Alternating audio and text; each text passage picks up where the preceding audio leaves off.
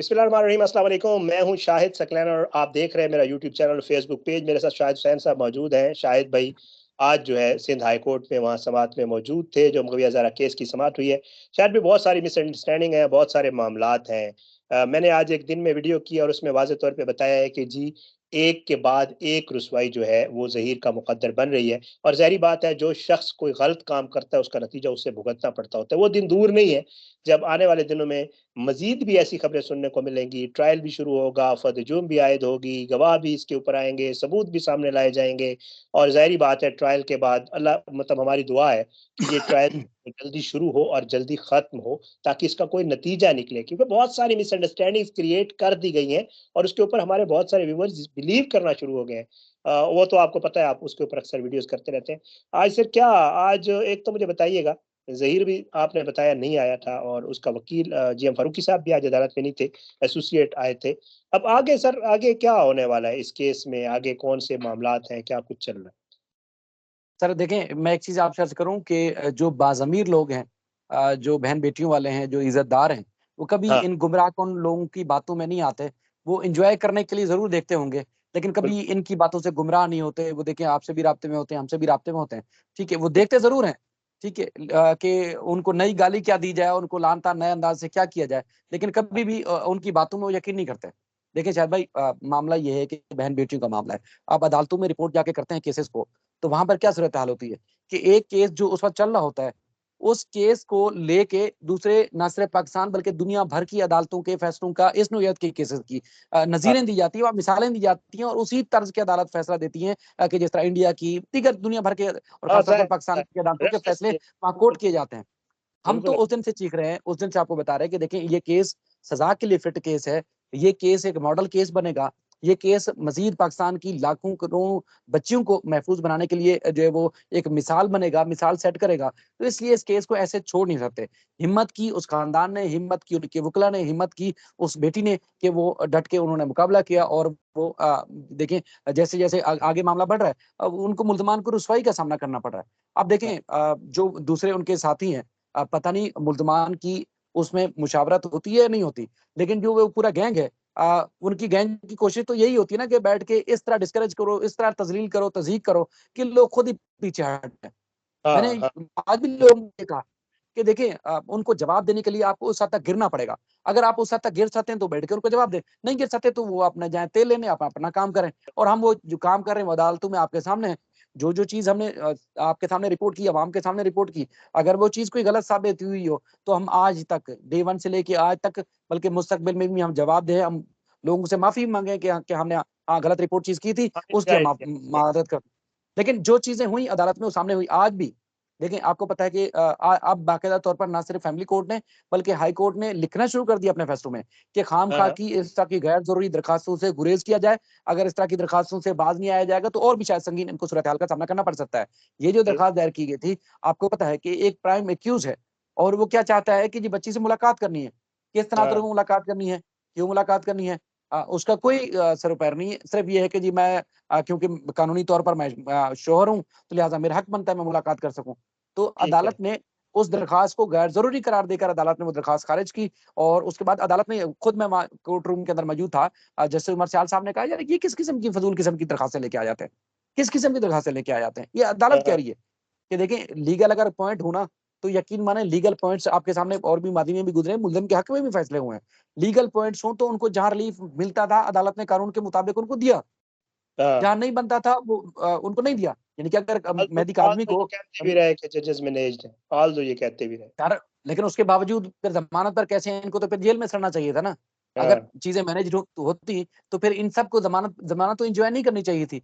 सरकारी हाँ। मुलाज़मतें तो इनको एन्जॉय नहीं करनी चाहिए थी, सरकारी प्रोटोकॉल तो इनको एन्जॉय नहीं करने चाहिए थे। फिर तो इनको जेल में होना चाहिए था। लेकिन जेल में तो नहीं, वो तो ज़मानतों पर है। उल्टा बैठ के तज़हीक भी करते हैं, तज़लील भी करते हैं, पता नहीं टेक्निकल क्या-क्या फैलाने की कोशिश करते हैं। मुझे ये बताइएगा, एक खबर है, वैसे मैं आपसे वैसे कन्फर्म इसको आप दोनों उसमें दे सकते हैं, मतलब कन्फर्म कर भी सकते हैं, नहीं भी कर सकते। मैंने कहीं देखा है कि जी शायद ज़हीर जो है वो कराची में मौजूद नहीं है, नूर बीबी वग़ैरह ये सारे क्या वापस लाहौर आ गए? कराची में कहाँ हैं? सर, नूर बीबी जो मेरी इत्तलात है, नूर बीबी और शब्बीर वगैरह जो दीगर दीगर हैं, जो कि उनकी हाँ, सरकारी मुलाज़मतें शायद उन्होंने मुलाज़मतें वो बहाल करा ली हैं, तो वो पेशियों पर आते-जाते रहते हैं। लेकिन ज़हीर मतलब को दे किसी आर इन लाहौर। जी, जी, जी। लाहौर आते-जाते रहते हैं, यानी कि पेशी जब होती है तो कराची आते हैं, फिर वापस चले जाते हैं। अच्छा, अच्छा, हाँ, लेकिन ज़हीर को कराची में मैंने सुना है कि किसी ने गोद लिया हुआ है। अब किस तरह का गोद लिया हुआ है वो अल्लाह बेहतर जानता है। लेकिन अच्छा, वो सुना है कराची में होता है। तो बहरहाल अच्छा। देखें अब उसकी मौजूदगी या उसके किसी और से कोई हमें सरोकार नहीं है। जो चीज़ हाँ, अदालत में आती है, हम अदालत में रिपोर्ट करते हैं। अदालत हाँ, से बाहर उसकी ज़िंदगी कैसी है, क्या है, उससे हमारा कोई लेना-देना नहीं। वो जाने और ये निज़ाम जाने। लेकिन जो फ़ोकस है हमारा, असल फ़ोकस ये है कि अदालतों में जो चीज़ आएगी, अगर उसके हक में कोई चीज़ थी, तो हमने रिपोर्ट की। जहाँ चीज़ की खामी थी, वो हमने सामने रखी अवाम के। जहाँ उनको जो रुसवाई का सामना करना पड़ा, वो भी किया। अब अदालत ने पिछली डेट पे भी आपको याद होगा, इसी जस्टिस उमर सयाल साहब की अदालत में इन्होंने एक दरखास्त दायर की थी जिसमें कहा था कि जी इलियास मेमन साहब की अदालत पर उनको एतमाद नहीं है, तो लिहाजा वो केस नहीं चलाना चाहते। तो अदालत ने अब हुक्मनामे में लिख दिया है कि अब इस तरह की चीज़ों से जो मेन ट्रायल है वो उसको लटकाया ना जाए। हुँ। उसको बाकायदगी से चलाया जाए। अदालत ने उस अदालत को बाकायदा तौर पर पाबंद कर दिया है कि अब अब ट्रायल नहीं ये रोकेंगे। बताइएगा, मुझे ये बताइए, अब जो मेन चीज़ है, मतलब इनकी क्योंकि बहुत सारी दरखास्तें थी, सीधी-सी बात है, मुझे तो याद भी नहीं रहती हैं, आप याद दिलाते हैं कि शायद ये वाली दरखास्त थी। इतनी दरखास्तें इन्होंने दे दी थी, ठीक है? मेरे ख़्याल से तकरीबन जो इनकी तकरीबन दरखास्तें थी वो फ़ारिग हो गई हैं। मेरे ख़्याल से अब ट्रायल रह गया है और 1-2 शायद कोई और चीज़ें, एक तो फैमिली कोर्ट वाला मामला चल रहा है, वो तो है। फैमिली अब कोर्ट में एक पेंडिंग है। फैमिली अच्छा, कोर्ट वाला 6 तारीख को है और 15 तारीख को जो है मेन ट्रायल है। और इसके अलावा इनकी जो एक हाई कोर्ट में पेंडिंग दरखास्त है फिलवक्त, जो मेरी याद दहानी के मुताबिक वो एक दरखास्त है जो कि इन्होंने जज इलियास मेमन साहब की अदालत से मुकदमा दूसरी अदालत मुंतकिल करने करने के ओके, हवाले से दरखास्त दायर की है। शिफ्ट करने लेकिन वाली जो उसमें स्टे नहीं है।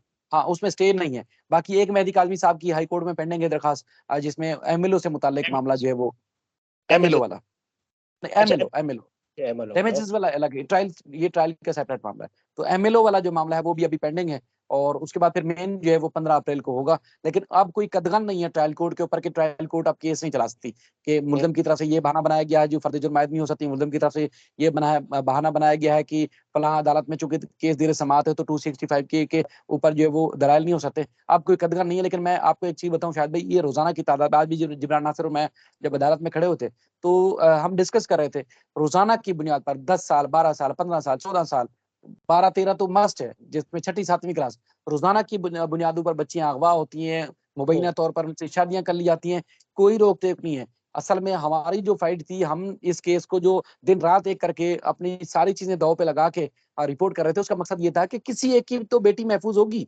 किसी हाँ, एक को तो फ़ायदा होगा। तो लेकिन उसके बावजूद हम देख रहे हैं कि हौसला अफ़ज़ाई हो रही है। अगर उनको मज़ीद जो है वो ये होता, खौफ होता, मुल्ज़मान को खौफ होता, पुलिस को, प्रोसिक्यूशन को या अदालतों में कहीं बात उठती, वो अभी उसका उस तरह का फ़ायदा हुआ नहीं है। हाँ, मतलब हाँ। ये मामला रुक जाना चाहिए। मेरे कहने का इस पॉइंट पे आने का मकसद यही था आपको कि बताऊँ कि ये चीज़ें रुकती, लेकिन अब तक रुकी नहीं है।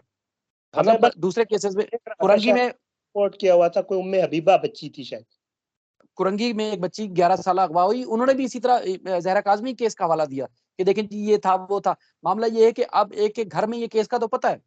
लेकिन इस केस का पता नहीं है तो हमारे अदालती निज़ाम को, प्रोसिक्यूशन के निज़ाम को या पुलिस को नहीं पता या निकाह खान और रजिस्ट्रार को नहीं पता कि बच्चियाँ जाती हैं और उनके पास उनको जो है वो अचानक जो है उनका बगैर सर्टिफ़िकेट के, बगैर बर्थ सर्टिफ़िकेट, बगैर दस्तावेज़ात के उनका निकाह पढ़ा दिया जाता है और लिख दिया जाता है इसकी उम्र 18 साल है।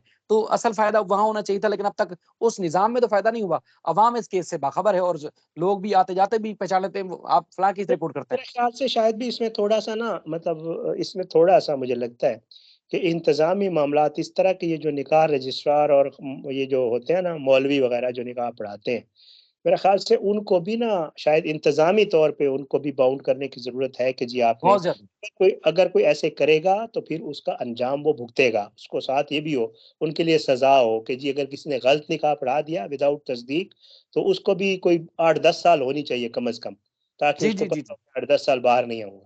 तो फिर बिल्कुल। जाके जो है ना, मेरे ख़्याल से ये मामला ठीक होंगे। बहरहाल शायद भी बहुत-बहुत शुक्रिया, आपने मेरे लिए वक़्त निकाला। मैंने कहा इस केस के हवाले से थोड़ा-सा, क्योंकि आज दिन को मैंने इसके ऊपर वीडियो कर ली थी, जो अदालती कार्रवाई थी उसके ऊपर बड़ी डिटेल वीडियो कर ली थी, और आने वाले दिनों में जो कुछ होने जा रहा था मैंने कहा आपके साथ डिस्कस कर लूँ। इजाज़त दें, इंशाअल्लाह अगली वीडियो में मुलाकात होगी। पाकिस्तान ज़िंदाबाद। अल्लाह हाफ़िज़।